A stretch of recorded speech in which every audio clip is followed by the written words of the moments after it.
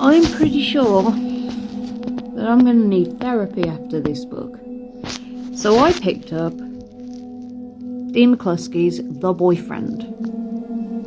So the synopsis instantly kind of got to me because I was wondering how this is going to play out. Badly is probably the words I should use. Very badly.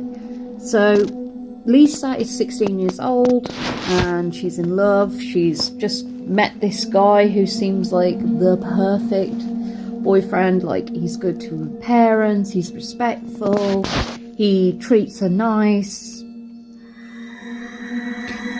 But yeah, if you're a certain person who has gone through the whole trust issues thing because the guy at the beginning of the relationship was a complete and utter gentleman, absolute sweetheart, and then the mask falls, you kind of relate to this big time because, oh lord. So Lisa tells her friends all about her new relationship. There's red flags there from the get-go because they're like, oh, you know, we've heard these rumours and you gotta be careful. And then of course there's this unnerving feeling you get when he's on the phone to this random guy called Jay. And the conversation doesn't match how he's been treating Lisa. And you're sitting there going, oh my god, this is just red flags galore now. It put me on edge. Anyway, parents go away to Europe and she invites the girls round. Seems safe enough, right? No. So her friends, I use this term loosely because Paulina is a bitch, and so's the other girl. Janice is the only one I actually like, but that's because of how the story progresses and her development with Lisa. That's why I like her. Basically, it's like, look, this is a girls' night. I don't want boys around my house. My dad will flip. Very strict father, very controlling father, but you'll learn later on why. They invite boys anyway, and they bring this random dickhead called Peter, who's constantly making his moves on Lisa and constantly just like, she's like, back off. Eventually she loses shit and just goes, you know what, fuck off, I'm not interested. And he slaps her. Now you think, if somebody slapped my friend in their own house, my girls would be up in there being like, get the fuck out. And you're friends with this guy. You brought this dickhead in here. He's hurt my mate. Get out. Oh, no. They're all bloody smitten with the bloke, so they treat her like a pariah. And like, oh, thanks for ruining the night. And I got so pissed off with that scene. Honestly, you will be raging. It's the one good thing about Dee's work. It's the fact that he can emit such a powerful emotion from his readers. And when you're reading this, it's an emotional rollercoaster ride, I'm not going to lie to you. So Lisa invites these people over and their dicks. They leave. She's on her own for 2 weeks, I think it is, until her parents come back. She invites Sean round because this Peter dickhead's trying to break into her house. And she's got loads of security, CCTV, the lot, and you think, oh, okay, this is quite an in-depth security system for a guy that her dad is just like IT.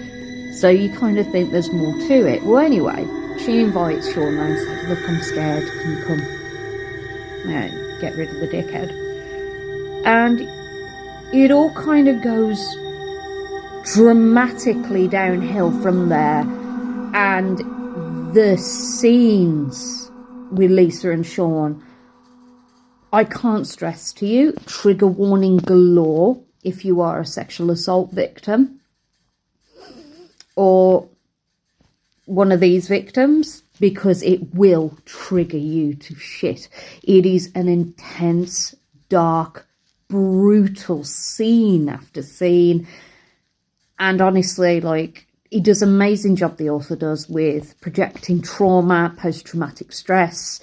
He even brings in transference, which is an interesting concept where you tend to transfer when you feel protected by somebody. And I'm not going to give away, you'll get it as soon as you read it. But honestly, this book, it just surprise after surprise for me, and I freaking loved it. And mum and dad come back. Lisa's a completely different girl.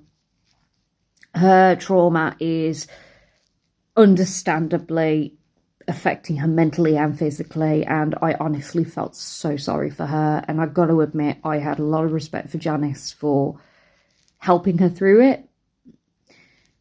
But I wanted revenge. I wanted blood, gore, guts, revenge after what he did. And you know what? Dee doesn't disappoint with all of the scenes and the build-up. Sean's backstory, the dad's backstory, which in all fairness, this is a guy you don't want to screw with. So honestly, 10 out of 10 for this book, because it blew my mind how good it was. And I could not stop reading it. I was up till stupid o'clock in the morning, just like, oh shit, it's like 1 a.m. Crap, I should really stop reading and go to bed. But Dee did an amazing job with this book. It's probably one of my favourites of his. If you haven't got it already, seriously pick it up. It is intense.